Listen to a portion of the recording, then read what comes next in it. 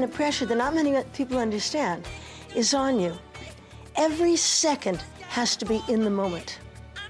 You don't have time for the regrets of the past or the fear of the future.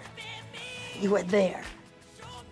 It's right now. It's when I move my head like this, when I do this, when somebody looks, you know, it's there. It's when the music is going like that, and you go. You know, you just go there. I see him so into the moment and so into what's going on, so into that communication thing with his fans, and just that's where I see Michael Jackson alive and happy.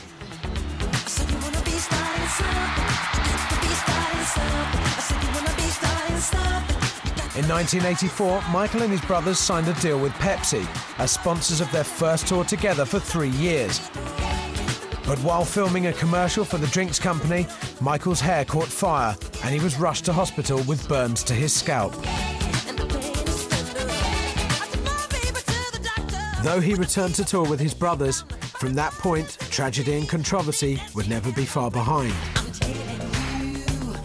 1987 saw the release of Bad, Jackson's final collaboration with Quincy Jones. A July tour of the UK resulted in 5 nights sold out at Wembley as fans flocked to see pop's most unlikely bad boy. The album formed a quarter of all record sales in Britain during its first week of release, reaching a total of 20 million at the time, but its critical reception did not match that of Thriller.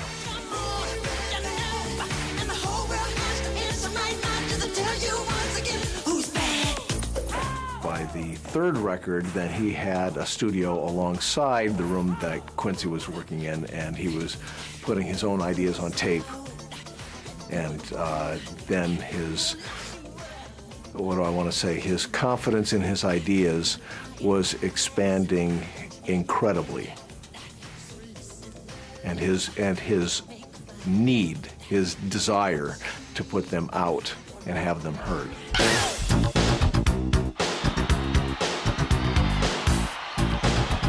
If Jackson's musical ideas were rapidly expanding, so were his plans for increasingly elaborate and expensive live shows. And, you know, we created the biggest tour ever that will probably never, ever be surpassed, and that all came from Michael's vision.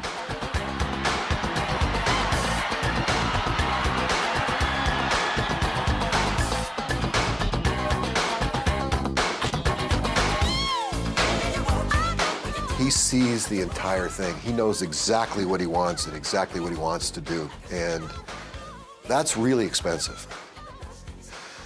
It's up to his managers and his handlers to try to figure out how do we make this work financially, and the truth is that, you know, on Dangerous it didn't work financially.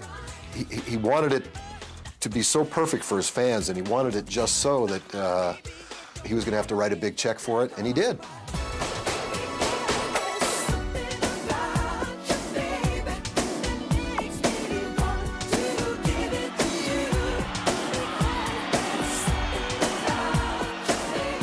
Big didn't mean anything. Bigger meant something, but biggest became, you know, the synonym around the office. Michael had this idea to end Dangerous that he wanted to fly off the stage with a rocket strapped to his back, and we all looked at each other and just went, what?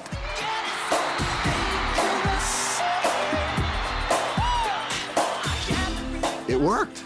Somehow he pulled it off, and it was the most amazing ending to a show I have ever seen.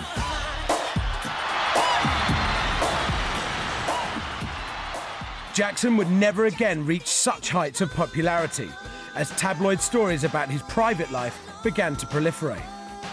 I don't know any longer what the truth is about Michael Jackson and what's purely fictitious.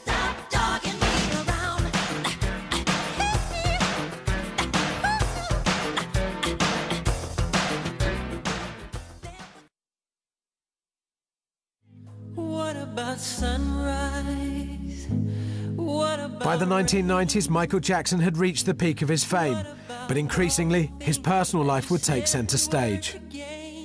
We talk about brand identities now in the record industry, and people say, you know, you've got to build a brand. Well, you know what? Michael Jackson was the first of those brands. Wherever you went on earth, everybody knew that brand. They could sing a song, or they saw the moonwalk, or they knew what he looked like. You know, they knew he was strange. They knew something. He was the greatest brand ever.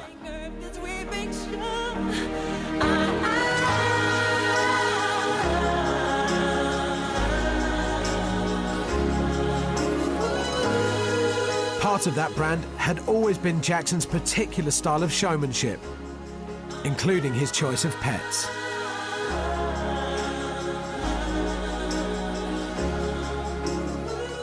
Of course, you have swans, and you have doves, and you have the fish, and you have the snakes, and you have the llamas, and you have the giraffes, and you have cougars, tigers, and we had Bubbles. Michael would always say, "Bubbles, go to bed." And he would go and he'd get his pajamas, he'd put his pajamas on, and after he puts his pajamas on, he'd go brush his teeth. Then after that, he goes, "Bubbles," I said, which he hated to do, go to bed. "Bubbles," I said, "go to bed." And Bubbles was like, The trainers always had a problem with Bubbles because they came over one day and said, "This monkey is wild. He can kill you. He can slap you and knock you out," which he could, of course. He had so much power behind his slap. However, Bubbles had this power, but it was very strange because we never knew how he would react. So when my brother Jermaine had his children, they were just infants.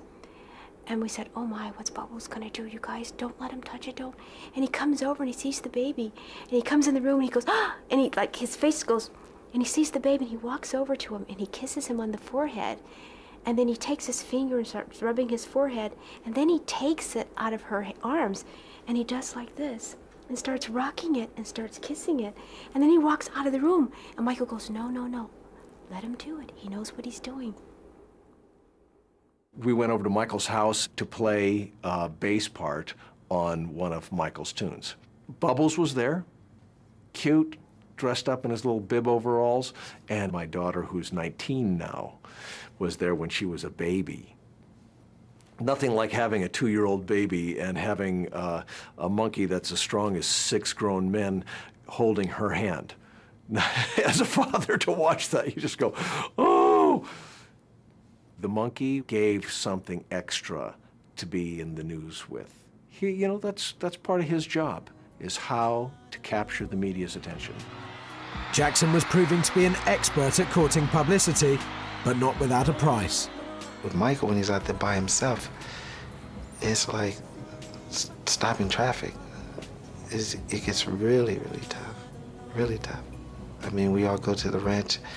Him and my kids have water fights, and they throwing balloons with water on you, and they running around having fun. And at the same time, when you step outside of that ranch, you're being watched all the time. The eyes are on you. When something happens and it's out there, some crazy rumor, something, whatever, we find out by the helicopters flying over the house. And the next thing you know, the house is on the news and there's something going on.